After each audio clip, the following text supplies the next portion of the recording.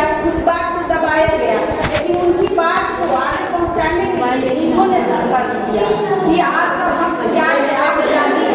आज हम सभी महिलाएं बिना घूंघट की हैं, तो क्या बिना घूंघट की है तो हमारी इज्जत नहीं है, मर्यादा नहीं है।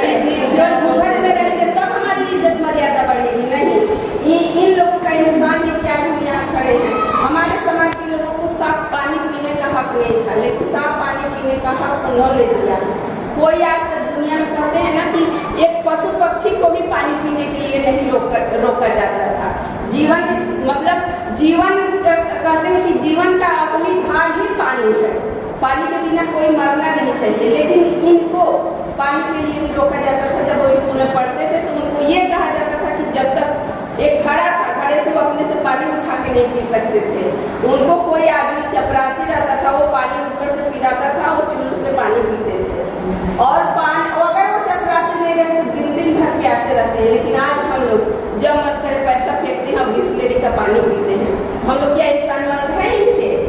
सबसे पहले तो हमको एहसान इनका मानना चाहिए। एहसानमंद जिस दिन हम हो जाएंगे उस दिन हम अपने समाज को एकत्रित कर लेंगे। और समाज को मतलब हम लोग जब 4 लोग 5 लोग हैं, जरूरी नहीं है कि हमारी सभी बातें सबको अच्छी ही लगेगी। जरूरी नहीं है कि आपकी भी बातें हमको अच्छी लगे। घर में 5 तरह का खाना बनता है, जब खाना हमको सब एक तरह पसंद नहीं है तो सबकी बातें भी नहीं पसंद है। तो क्या हम घर में खाना एक खाना नहीं पसंद आता है तो क्या उस दिन हम खाना बंद कर देते हैं? थोड़ा कम खाते हैं, लेकिन खाते तो है ना। वैसे ही अगर हमारे समाज में यहाँ पर हम लोगों को अगर कोई चीजें किसी की बातें मजाक में भी बुरी लग जाए तो आप लोग उसको बुरा मत मानिए। वो सोचिए कि उस दिन हो सकता है कि जिस दिन कोई बुरा भी बोल सकता है उस दिन कोई अच्छा भी बोल सकता है, किसी दिन उसी व्यक्ति के बारे में अच्छा बोल सकता है। तो आज अगर हम पूरा सोच करके किसी के बारे में आज उससे मुंह मोड़ लेंगे तो धीरे धीरे हमारा समाज बिखर जाएगा। और देखिए हम लोगों के जिम्मेदारी है बहुत बड़ी कंधे पे, हमारे लिए नहीं। ये मत सोचिए कि आज हम लोग क्रीच वाली साड़ी पहन लिए हैं तो हमारी जिम्मेदारी हट गई। हमारी जिम्मेदारी बनती, हम 50% के हकदार हैं तो हमारी जिम्मेदारी अपने बच्चों के लिए बनती है, हमारी जिम्मेदारी अपने समाज के लिए बनती है, हमारी जिम्मेदारी अपने देश के लिए बनती है। बाबा साहब को कहा गया था कि जब आपको देश और आप में चुनना पड़े तो आप किसको चुनेंगे?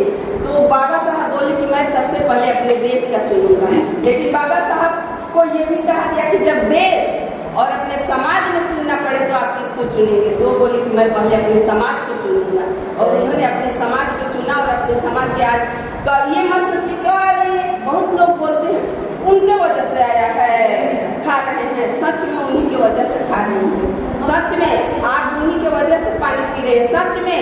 नहीं तो आप ही किसी के खेत में क्या अभी भी देखिए ना, मतलब क्या स्थिति थी। हम लोग बहुत पहले के नहीं है लेकिन लगभग 50 साल होने को है, 2-4 साल कम होंगे तो होंगे, 2-4 साल कम होंगे तो होंगे, 50 साल होने को है तो हमारे 30-35 साल पहले की स्थिति अपनी खुद देखिए ना। 35 साल पहले की स्थिति देखिए कि क्या थे और आज कहाँ है। सही बात।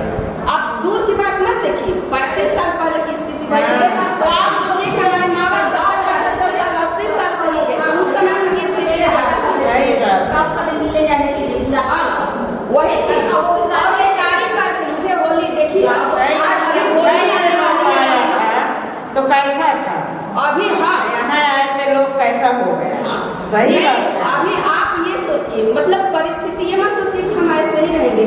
अगर आप इस सोच के थोड़ा सोच करके डरिए, जब डरेंगे तभी हम कुछ करेंगे। सोच करके डरिए इस बात से कि अगर जो मेरे पीछे वाली स्थिति थी, जो मेरे आने वाली स्थिति हो जाएगी तो मेरे बच्चों का क्या होगा। एक बार डरिए, ये मत क्या है वो बुलाई है तो नहीं जाएंगे। नहीं, आप लोग यहाँ एकत्रित होइए।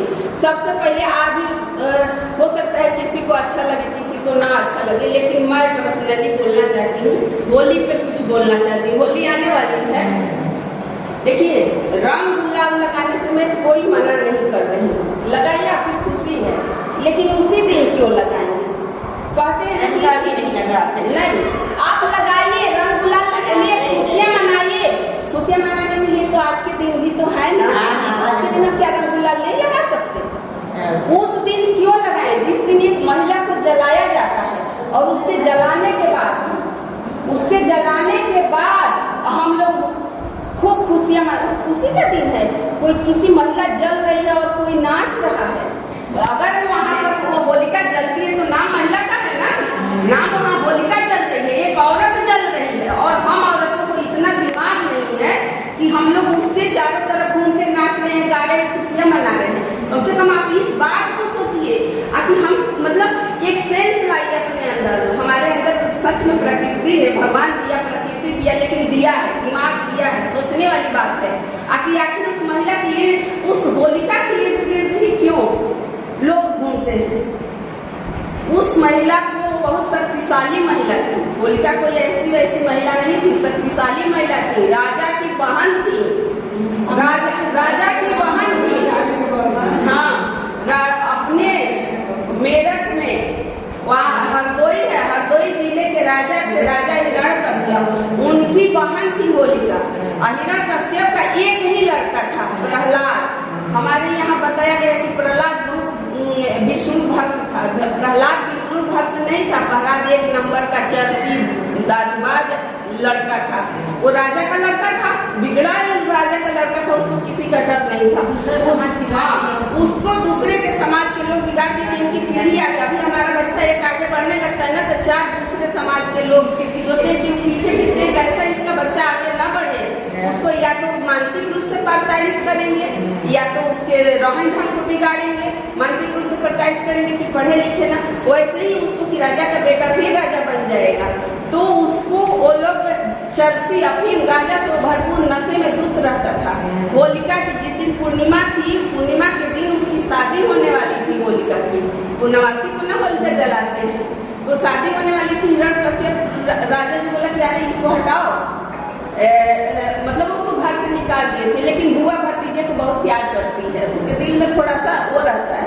उन्होंने प्यार की वजह से सोचे, अपनी भाभी से उन्होंने अनुमति लिया कि भाभी जा रहे हैं, इतने अच्छे अच्छे पकवान बने हुए हैं और हम खा करके आते, खिला करके आते हैं। वो खिलाने गई, वो दूध था, दारू पी करके नशे में दूध था, नशे में दूध था। तो वहाँ पर वो गए लोग और गए सब, और बहुत सुंदर खूबसूरत थी, तो उसके उनके साथ बलात्कार किए। और बलात्कार किए तो डर गए कि बलात्कार तो कर दिए भाई, अब क्या करेंगे।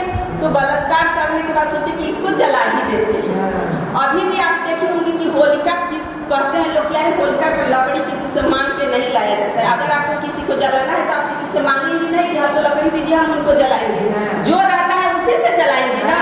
तो वही चीज अभी भी चली आ रही है, जो चीज था उसी को उनको जला दिया सब। और नगाड़ा ढोल बजाया कि आवाज दूर तक, कोई जिंदा जलेगा तो चिल्लाएगा ना, तो ढोल नगाड़ा और घेर लिया सब। अभी भी देखती है कि जब होलिका जलती है तो चारों तरफ घूमते हैं लोग, बोलते होलिका का फेरी लगा रहे हैं। अरे दिमाग लगाइए, होलिका का फेरी नहीं, उसको घेर लिए कि ये भाग न पाए। जो काट कूस जो ही पड़ा उसी से उसको जला दिया।